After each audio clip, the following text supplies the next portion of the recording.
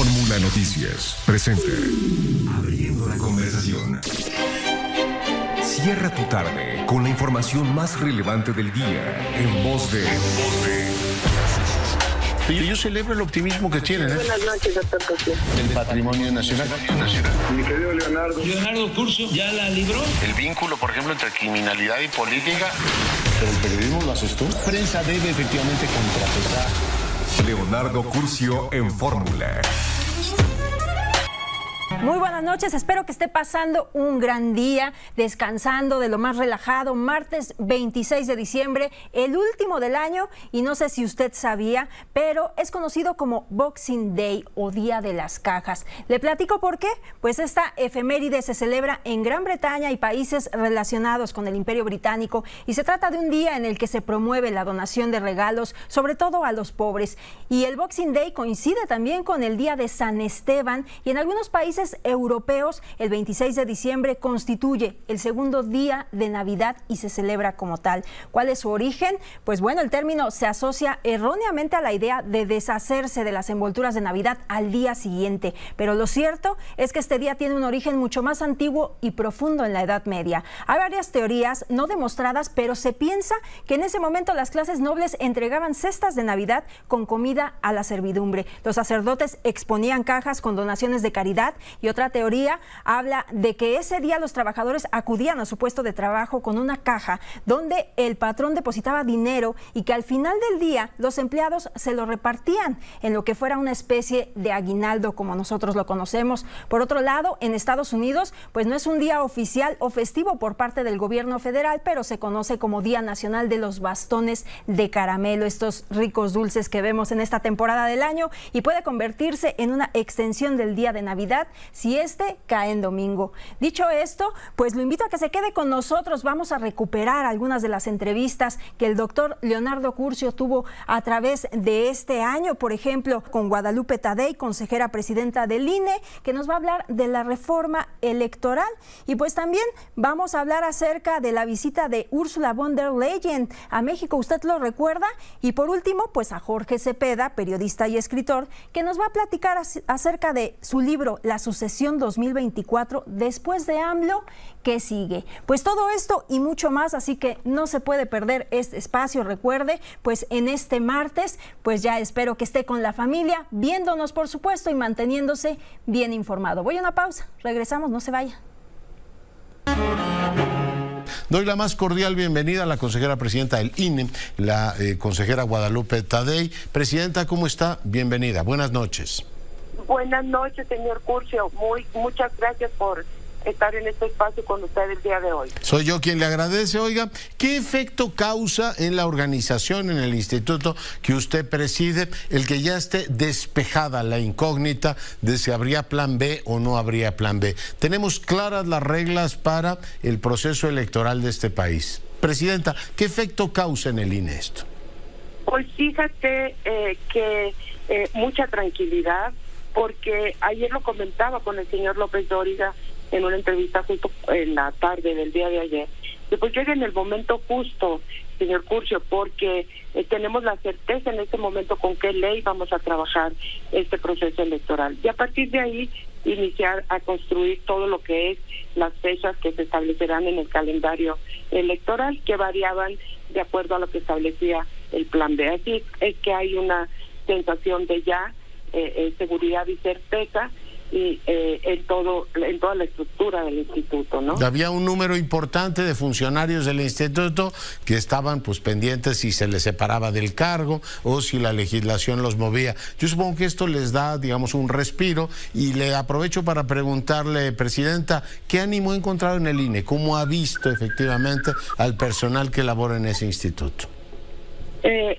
Pues yo creo que tengo en el instituto, nada más como para hacer historia, desde el año 1991, me separo del instituto en el 2014 para asumir la presidencia del Instituto Estatal Electoral en Sonora, y regreso hoy por hoy al Instituto Nacional Electoral. Debo decirte que sí, estoy convencida que en el instituto hay miles de personas comprometidas totalmente con el quehacer electoral, con lo que nos marca en este caso la ley, que es nuestra enorme responsabilidad. organizar elecciones, arbitrar los mismos y hacerlos cada vez mejores. Así que el ánimo de la gente que está acompañándonos en esta gestión, en estos nuevos años de gestión que tenemos por frente, pues es muy bueno, es muy sólido, hay una nobleza institucional que creo que es la que hay que resaltar en todo el personal, no solamente del servicio profesional, que es nuestra estructura que soporta todos los estados y el instituto, sino también en todo lo que es la rama administrativa, señor Curcio. Creo que hay un ambiente correcto de ánimo para iniciar un nuevo proceso electoral, porque además les comparto a los que nos escuchan que para el Instituto Nacional Electoral ningún proceso es igual al anterior. Siempre los procesos nos traen nuevos retos, nuevas modalidades que implementar, tanto en lo tecnológico, en lo operativo, en lo organizacional y en todo lo que tiene que ver con adecuaciones normativas que tenemos que ir enfrentando proceso tras proceso. Además un globo que no para de crecer, ¿no? Es decir, cada vez somos más, los padrones crecen y en este caso la elección del año próximo es elecciones generales, pero además varias concurrentes, Presidenta. Así es. Nada más para comentar con usted y con todos los que nos escuchan, que desde el 2014, en la reforma del 2014, se establece la existencia de un sistema nacional electoral. Este sistema nacional electoral incluye la coordinación con todos los organismos electorales locales, de tal manera que hoy efectivamente, usted lo ha dicho correctamente y muy bien, además estaremos frente a la elección más grande de la historia, no por el número de votantes, sino por el número de cargos que estarán en juego. Es decir, los 32 estados de la República y el nivel federal estaremos concurriendo en un proceso electoral en el... Pero votantes también seremos más, ¿no, Presidenta? Claro, elección tras elección crecemos en votantes, esa es una parte muy importante, por eso siempre se dice que es la elección más grande de la historia. Siempre será en términos de votantes, pero hoy por hoy, en términos de concurrencia, todos los estados de la República y la Federación estarán en el proceso electoral. Y eso explica también que el INE trabaje todo el año, ¿no? O todo el tiempo se está actualizando el padrón. Más o menos cuánto, digamos, se altera o cómo varía el padrón electoral que tenemos en el país cada año, Presidenta.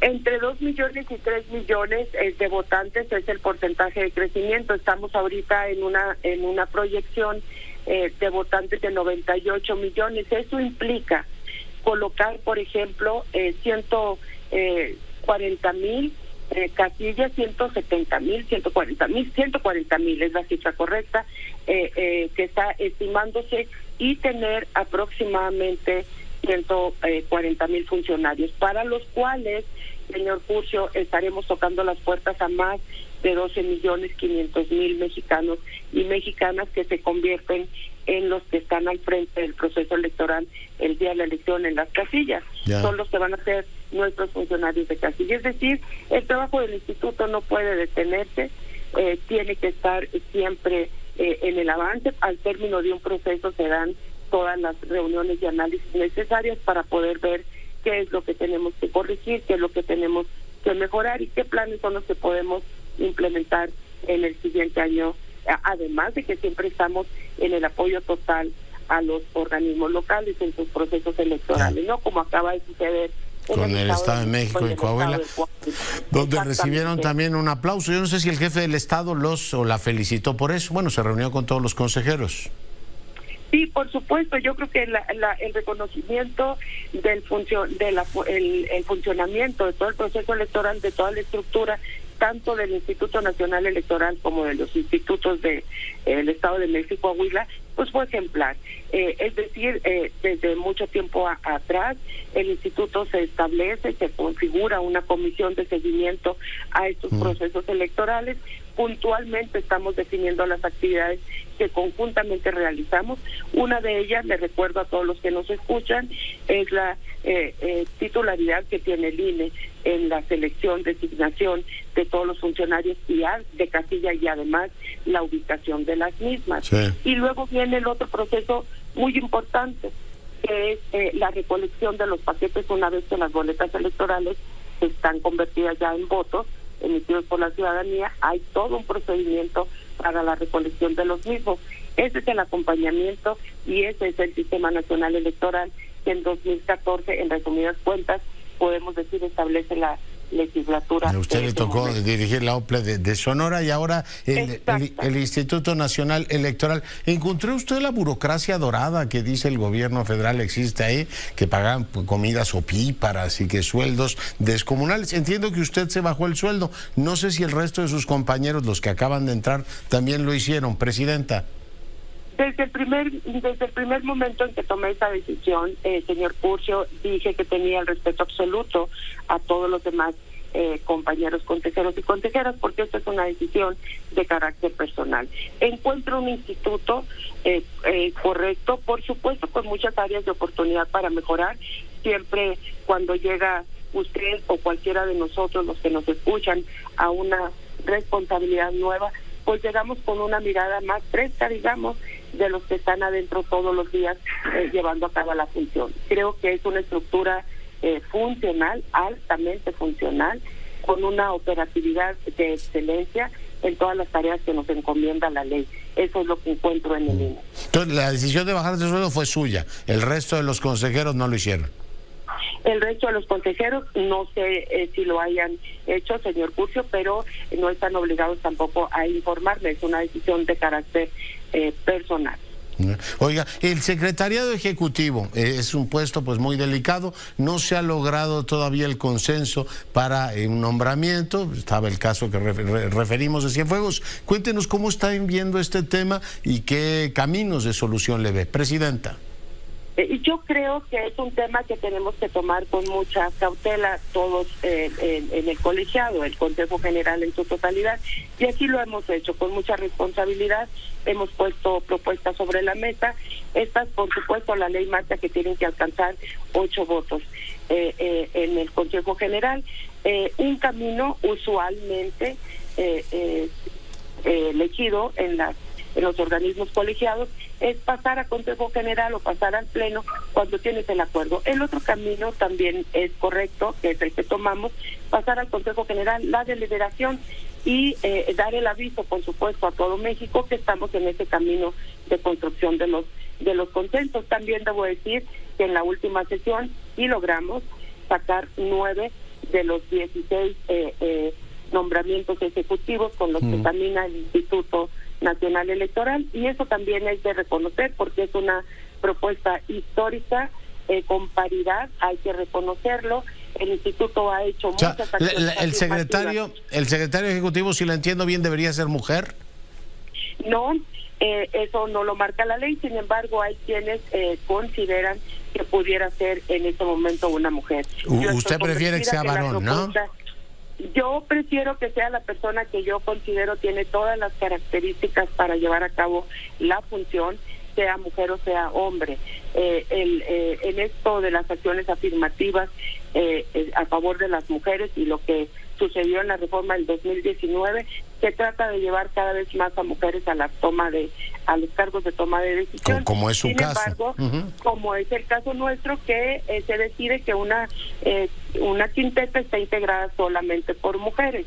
Eso lo hemos venido viviendo y, por supuesto, reconociendo la lucha de todos estos grupos feministas que han estado desde las diferentes... El caso entonces de la estructura del mando, además de las consejeras y usted la presidenta, que digamos los puestos de mayor responsabilidad sean efectivamente hombres y mujeres repartidos equitativamente. Claro, la propuesta de la presidenta siempre ha sido en total paridad.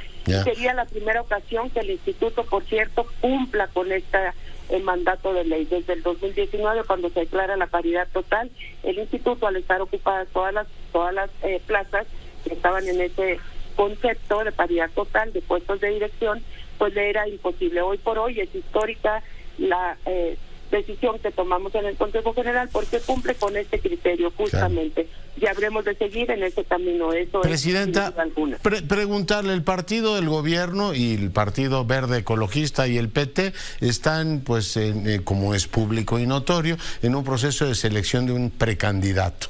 Yo le pregunto, usted, la autoridad electoral, ¿se siente desafiada?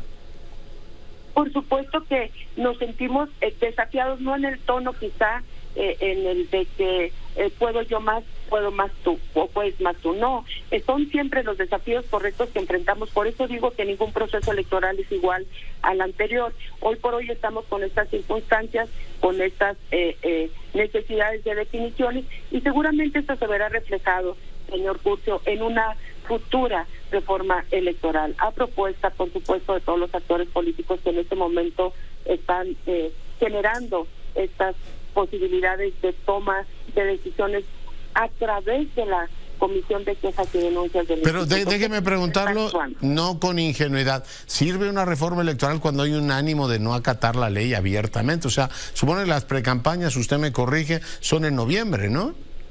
Así es, son en noviembre, y hoy por hoy vemos en todos los actores políticos este adelanto, vamos a decir, de acciones encaminadas quizá a las candidaturas o encaminadas a determinaciones internas. De todo estamos viendo, Leonardo, y es un tema que nos ocupa en el Consejo General. Es Oiga, decir, hay análisis puntual. El país está pisado de publicidad política cuando, por ejemplo, el partido del gobierno tiene más de 1.600 millones de pesos de presupuesto, entiendo, y la lógica de la ley electoral es que la política se haga con recursos públicos. En este caso, yo no sé, y le pregunto si usted sabe de dónde está saliendo todo ese dinero, Presidenta. En la Comisión de Quejas tenemos 3 consejeros, 2 consejeras y un consejero. Yo les recuerdo a los que nos escuchan en este momento que en este tema de la organización de las elecciones nos toca a nosotros en la parte administrativa, y justo la estructura de todo el sistema electoral mexicano establece también la existencia del Tribunal Electoral del Poder Judicial de la Federación, quien termina definiendo los niveles de regularidad y los tipos de sanciones. ¿Qué hace la Comisión de Quejas y Denuncias? Recoge estos sentires de los actores políticos convertidos en quejas, los analiza puntualmente a la luz de la legislación actual y encamina posibles decisiones que puedan incidir en la equidad en la contienda. Por supuesto que lo hace, lo acaba de hacer, ha normado algunas acciones en este tenor que usted está planteando, y el tribunal ha validado las decisiones que toma esta Comisión de Quejas y Denuncias. Muy bien, pues Presidenta, le agradezco mucho que haya estado esta noche con nosotros. Muchísimas gracias, señor Curcio, quedo a la orden. Igualmente, la consejera presidenta del Instituto Nacional Electoral, pues hablando de los distintos temas que tenemos en la agenda. Quizá el más llamativo es esta pues visible desacato en términos temporales del partido del gobierno, del Verde Ecologista y del PT, que están ya en su precampaña, a pesar de que es a partir de noviembre cuando lo deberían hacer. Leonardo Curcio en Fórmula.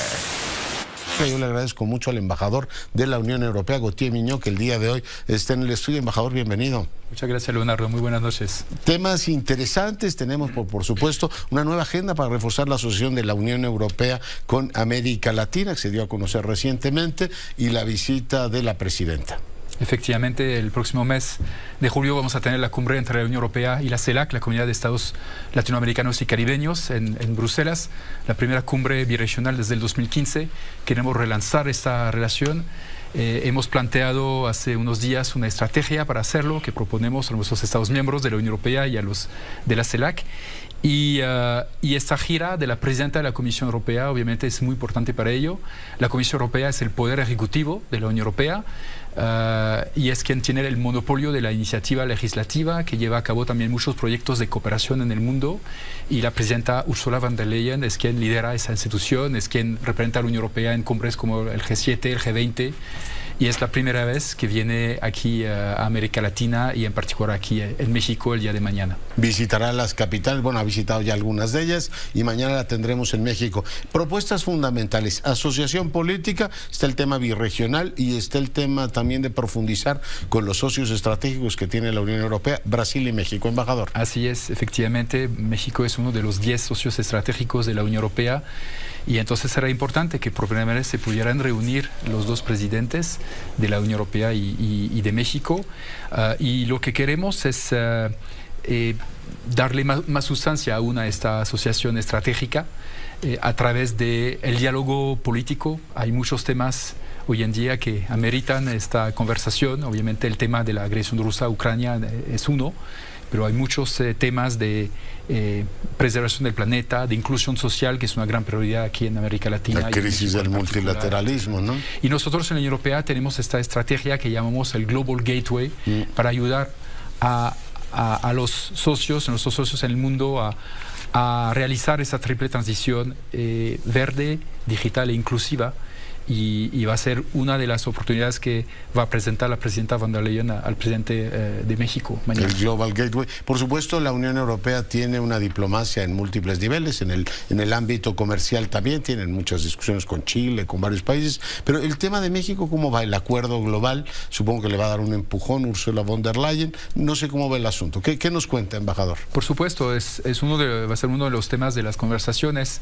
Es un tema que nunca han hablado directamente los presidentes, entonces yo creo que es importante que lo hagan, porque si bien yo creo que hay muchas oportunidades que aprovechar en el marco de nuestro acuerdo actual, en el marco de nuestra relación actual, este acuerdo global monetarizado que hemos venido negociando, si se puede finalizar próximamente, nos ayudaría a darle un empujón, un impulso nuevo a esa relación en materia económica, pero no solamente, también en materia de cooperación y en materia de diálogo político, porque es un acuerdo global justamente que no abarca solamente la parte económica. Entonces esperamos que también en este tema se pueda avanzar, pero no es el único tema de la agenda tampoco. No es el único, pero bueno, está ahí pendiente. Hablaba usted de la Global Gateway, que habla de inversiones, y bueno, supongo que en términos generales es preservar los grandes valores de la Unión, o sea, democracias abiertas, creer en un mundo en el cual se establezcan reglas y no la regla del más fuerte, pero también nos decía una transición verde, ¿no? Inversiones que en este caso contemplen esta dimensión planetaria que hoy es absolutamente urgente. Además lo comprobamos todos los días con este asunto del cambio climático. Embajador Gautier Miñón. Así es, temas como la movilidad sostenible, la economía circular, la protección de los ecosistemas, el manejo del agua, que vemos que es un reto cada vez más agudo.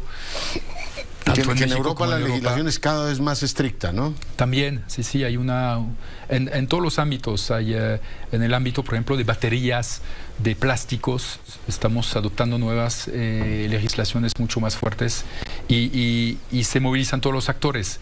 Y aquí queremos apoyar también a México y a América Latina a dar esa transición, y un proyecto como el Plan Sonora, por ejemplo, es un plan donde vemos oportunidades justamente de avanzar juntos. Y Europa sigue siendo uno de los grandes inversionistas en la región y particularmente en México. Sobre el tema digital, ¿qué nos cuenta, embajador?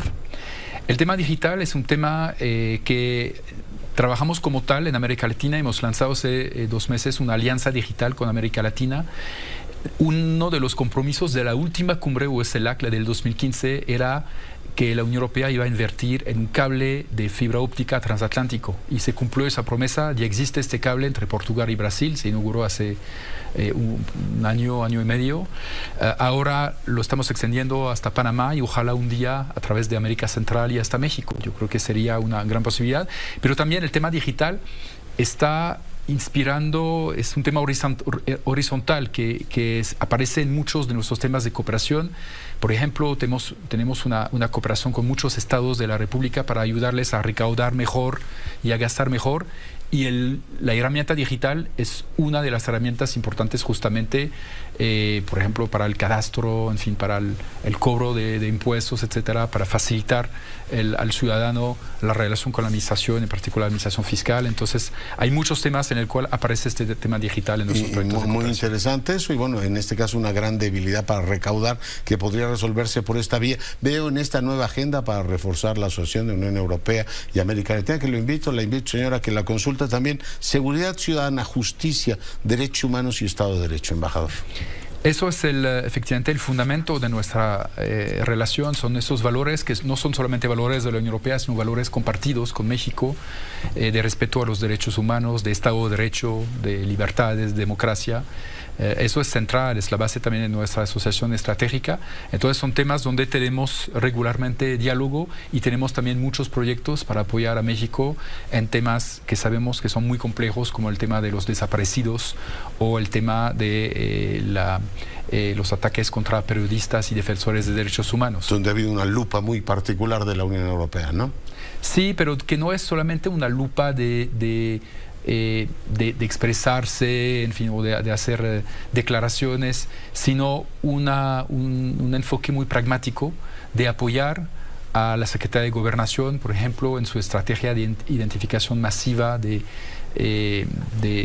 cuerpos humanos para intentar ubicar a los más de 100.000 desaparecidos que hay en el país y confrontarlo con los 50.000 cuerpos que están por identificar. Ahí vemos una estrategia sólida que estamos apoyando y en el esfuerzo del mecanismo de protección a defensores y periodistas también, que claro, es un mecanismo que hemos venido apoyando desde hace años. Entonces, el tema de derechos humanos realmente es un tema que nos une entre europeos y mexicanos, no un tema que nos divide. Lo comprendo.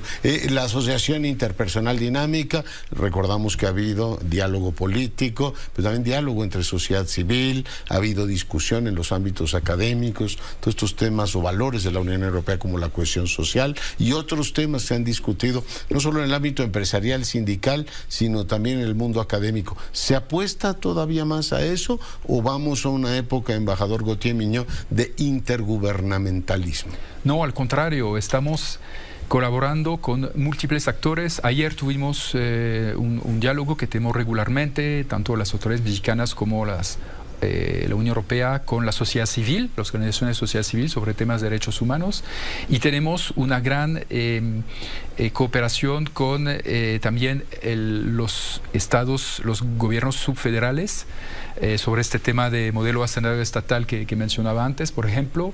Con el sector privado también estamos apoyando a la transformación verde del sector privado, incluso el sector financiero mexicano, los bonos verdes, la taxonomía verde, que es una inversión verde realmente, y ahí estamos cooperando con la Secretaría de Hacienda y con el mundo académico, por supuesto, y el gran proyecto que tenemos este año de sociedad a sociedad, diría, es la invitación de honor que nos hicieron desde la Feria Internacional del Libro de Guadalajara para ser invitados de honor en la edición 2023. Entonces, ahí vamos a traer muchos, no solamente autores, sino artistas europeos, pensadores europeos que van a intercambiar con sus pares latinoamericanos, no solamente mexicanos, frente al público multimillonario que es el público de la FIL de Guadalajara. Numerosísimo, sí. Entonces, mañana viene doña Úrsula, tendrá una reunión con el presidente. ¿Tiene prevista otra actividad, embajador? No, lamentablemente, bueno, es una gira en un continente que es muy grande, entonces Brasil, Chile, Argentina y México. Brasil, Argentina,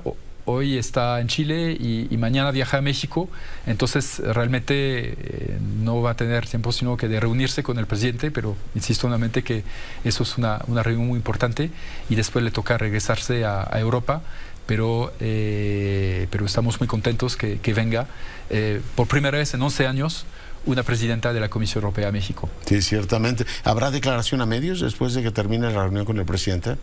No creo que dé tiempo porque tiene que tomar su vuelo después, pero bueno, va a depender un poco de los tiempos y de todas formas estaremos aquí para contarles un poco de los resultados. Ya nos lo contará. Embajador Gautier Miñó, muchas gracias por venir. Muchas gracias, Leonardo, por el espacio. Hasta luego. Y bueno, pues seguimos por supuesto con la información pendiente después de la visita el día de mañana, una importantísima visita de Ursula von der Leyen a México en este marco de esta nueva estrategia, de la nueva agenda para reforzar la asociación estratégica de la Unión Europea con América Latina en el plano birregional y México. Leonardo Curcio en Fórmula. Ya ha llegado el momento de hacer una pausa. Lo invito a que se quede con nosotros y siga disfrutando de esta tarde en familia. Si vean el auto o si se quedó en casa, pues manténgase bien informado. Recuerden, nos puede seguir a través de redes sociales. Yo me encuentro como @soycindávalos. Y doy ahora la más cordial bienvenida a Jorge Cepeda Patterson. Te lo conoce, un escritor afamado y además en este caso periodista también muy reconocido. Jorge, ¿cómo estás?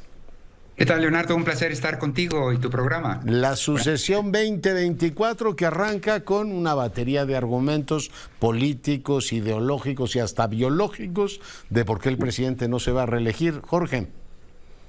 Sí, bueno, yo vengo haciendo este ejercicio de análisis de la sucesión ya desde el 2006. Este sería el cuarto sexenio en donde trato de presentar, para abrir boca, un poco cómo se presentan las condiciones para la sucesión presidencial en cada sexenio. En perdón que te detenga, este es el primero que haces tú solo, ¿no? En Siempre efecto, había sido por colectivos. Básicamente había consistido en un perfil largo de cada uno de los aspirantes con el ánimo de conocer quiénes son antes de ir a votar por ellos, ¿no? Sin embargo, juzgué que en esta ocasión hay un proceso, Leonardo, que es realmente inédito en la vida del país, por varias razones. Por un lado, porque nunca los presidentes habían querido destapar a las corcholatas, como ahora se dice, a los suspirantes, con tanta anticipación. Prácticamente López Obrador los lanzó al ruedo a la mitad del sexenio, cuando antes se decía el que se mueve no sale en la foto y los presidentes trataban de retrasar lo más posible las candidaturas.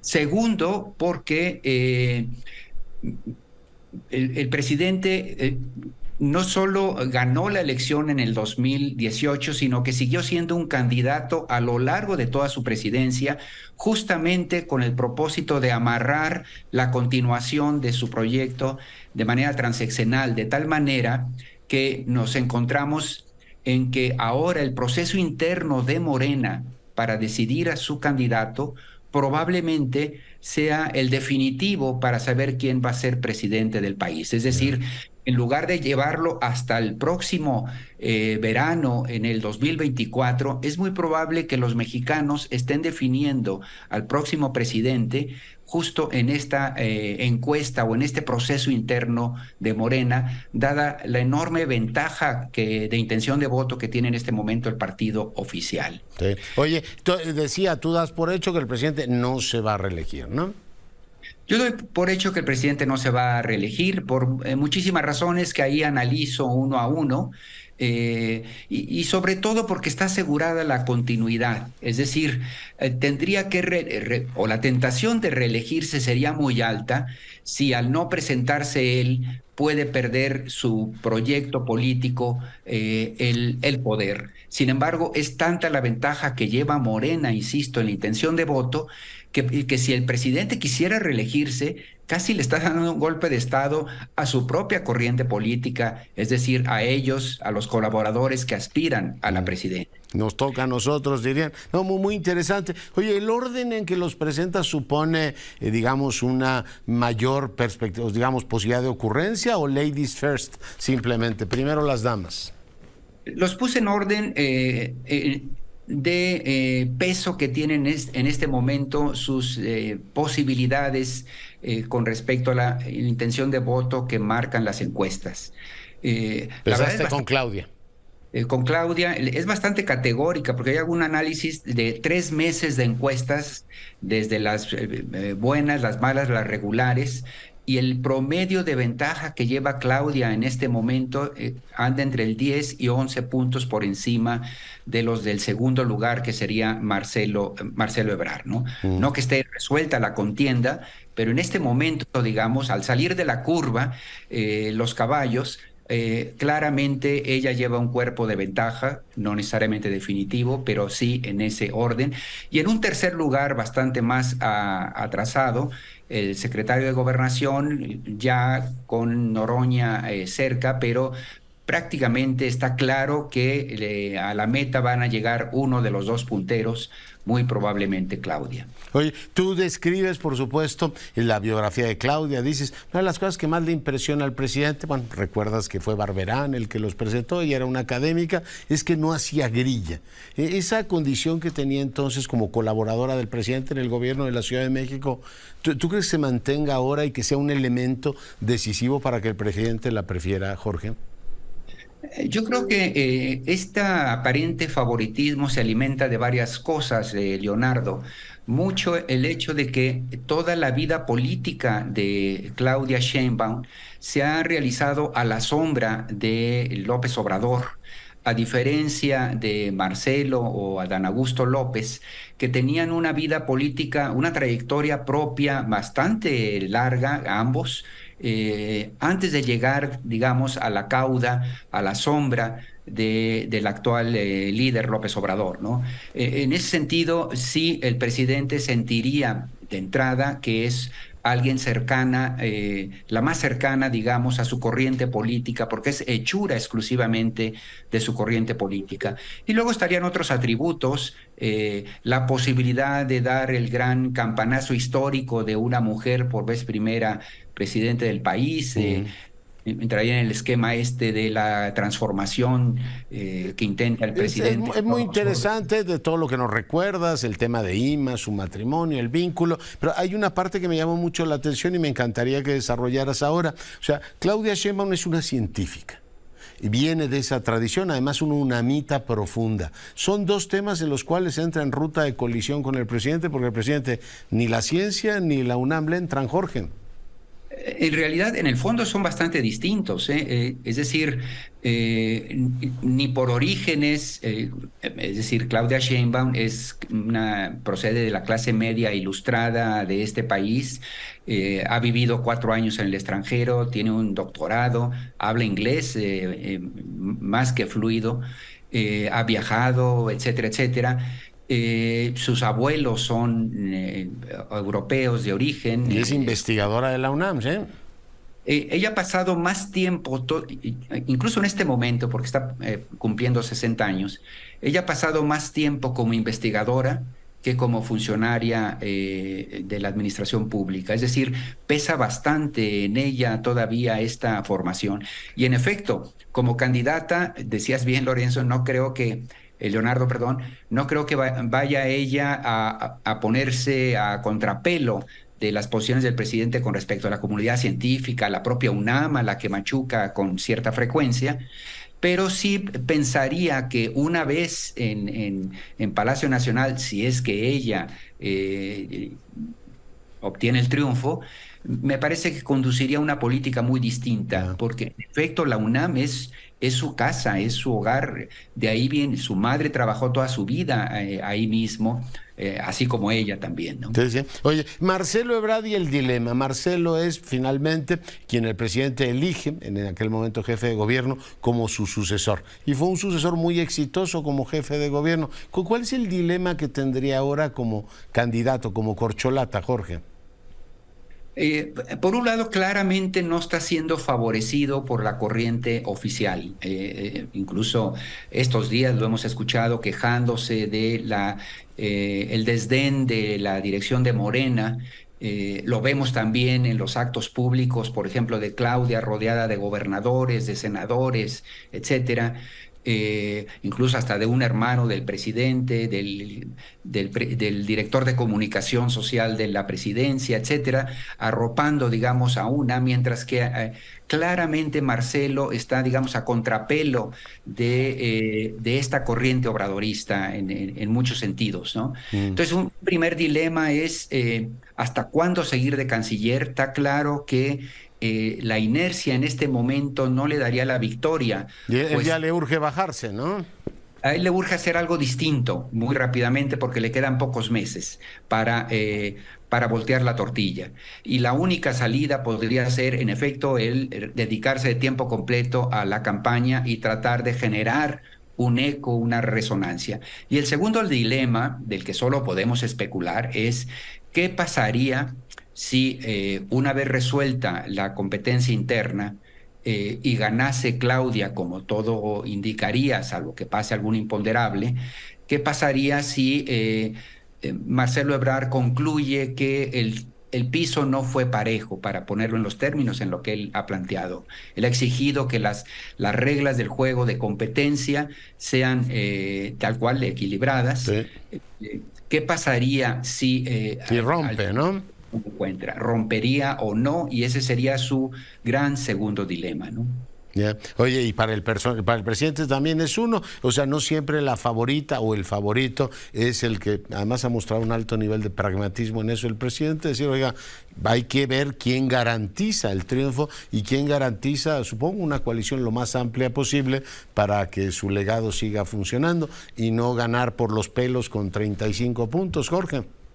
Fíjate que son dos cosas distintas, lo planteas bien. Por un lado es cómo asegurar el triunfo, que lo único que no se puede permitir López Obrador es que su sexenio, como el de Peña Nieto y el regreso del PRI, haya durado solo 6 años, igual que la 4T solo hubieran durado 6 años. Necesita ser transeccional. Entonces, lo único que no se puede permitir es perder. Sin embargo, en este momento parecería que con cualquiera de estas corcholatas gana, gracias a la ventaja que lleva Morena.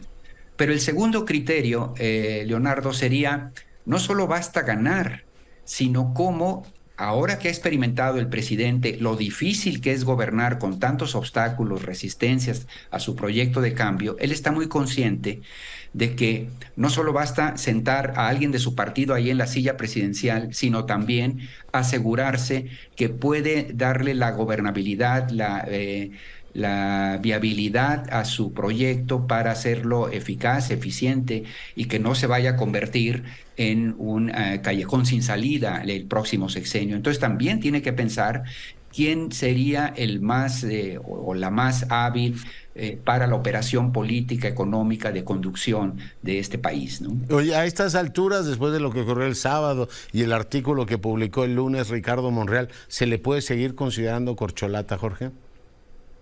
¿Corcholata a quién? ¿A Ricardo Monreal? Ricardo Monreal, sí. Yo creo que no, en ninguno de los escenarios entra con una posibilidad real. A mí me parecería que Ricardo Monreal está jugando a ser un contendiente para la presidencia con el propósito esencialmente de poder luego trucarla, cambiarla por alguna otra posición política. Para nadie es un secreto que la gran aspiración de Monreal durante mucho tiempo ha sido quedarse como jefe de gobierno de la Ciudad de México y probablemente aspiraría a alcanzar un cierto volumen en la intención de voto presidencial, no para ganar ni mucho menos, pero sí para negociar una segunda posibilidad en otro ámbito que podría ser el de la alcaldía. Por lo menos eso sería su aspiración. Yo no vería un escenario en donde Morena quisiera concederle esa alcaldía, entre otras cosas por la rivalidad que Monreal tiene con Claudia Sheinbaum. Claro. Es decir, si Claudia llegaría a Palacio Nacional, lo único que no querría es tener un jefe de gobierno, un alcalde de la capital, con antagonista, ¿no? Claramente. Recordemos lo que vivió Fox justamente con López Obrador como alcalde de la ciudad, ¿no? Esto sería peor porque son compañeros, ¿no? Pero bueno, ciertamente muy interesante el libro, por supuesto, a la oposición en general. ¿Ves la caballada muy flaca, Jorge? Sí, lo veo tanto en términos de partidos, ni el PRI y el PAN sumados, su intención de voto prácticamente en todas las encuestas se queda corto con respecto a Morena como partidos. Y como personas, ya cuando uno testea los nombres en todos estos ejercicios de encuestas de Claudia y Marcelo versus cualquiera de los nombres que se han mencionado de la oposición, pues sí, está a años luz todavía la diferencia. Entonces, me parece que la oposición necesita un candidato para la presidencia razonablemente atractivo, no porque vaya a ganar, sino para impulsar este proyecto de por lo menos conseguir el mayor número de posiciones en el poder, en las cámaras, de cara al siguiente sexenio, hacer, digamos, un cierto equilibrio de poderes. Y para eso sí necesitan una candidatura presidencial, pues que no desmerezca frente al voto, ¿no? Pues muy interesante y muy documentado el libro, La Sucesión 2024, importantísimo, bueno, pues para leerlo, todos aquellos que están, mucha gente interesada en el tema político. Finalmente te pregunto, te retengo un minuto, estamos un mes de que se vote en el Estado de México y en Coahuila. ¿Tú tienes la impresión de que algo puede cambiar o los dados ya están, digamos, echados, la suerte está echada, Jorge? Yo creo que otra vez también los sondeos han sido bastante consistentes en dar una ventaja a Delfina, la candidata de Morena, en el caso del Estado de México. Hay mucho en juego ahí y la actitud incluso del gobernador priista claramente ha sido una actitud distante de no involucrarse, un poco más bien tratando de salvar su propia... No entusiasta como Murat, pero Exacto, un poco de Poncio Pilatos, digamos, y pensando que gane el mejor, que gane la mejor. Exacto, pero bueno, al final es un gobernador priista. Entonces yo pienso que la circunstancia en el Estado de México está bastante favorable para Morena y prácticamente casi resuelta. No así el caso en Coahuila, en donde podría Morena ahí perder esa elección y quedar en un 1-1, digamos. Evidentemente al presidente le interesa fundamentalmente el Estado de México y lo ha mostrado claramente Morena y todo el apoyo que se ha volcado sobre para mí el enigma es, siendo importantísimo el Estado de México, por qué admitió que la 4T se dividiera en Coahuila como se dividió, pero será ocasión de otra conversación, mi querido Jorge. Te mando un gran abrazo y felicidades por el libro. Muchas gracias y muy amable por este espacio. Un saludo. Gracias, Jorge Cepeda Patterson y su libro La Sucesión 2024. Leonardo Curcio en Fórmula. Hemos llegado al final de este espacio. Yo lo espero el día de mañana, ya sabe, en punto de las 7 de la noche en radio y a las 8 aquí en televisión. Que tenga una excelente tarde.